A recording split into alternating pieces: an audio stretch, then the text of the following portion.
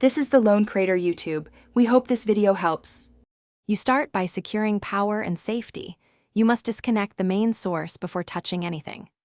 Once done, test the battery under load with a multimeter to confirm 12V or specified voltage and at least 50% charge.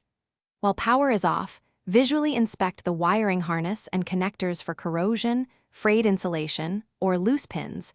These cause intermittent arcs. Make sure you have replacement connectors and dielectric grease on hand, because clean contacts are crucial for consistent firing. Next, focus on the firing module and energy storage.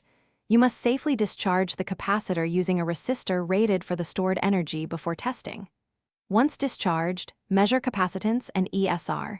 A significant deviation, more than about 10%, indicates failure. Then inspect the ignition module for burnt components, swollen capacitors, or cracked solder joints. Heat cycling often breaks traces.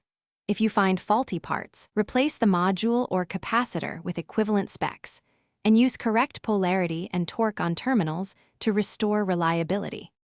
Finally, reassemble and calibrate.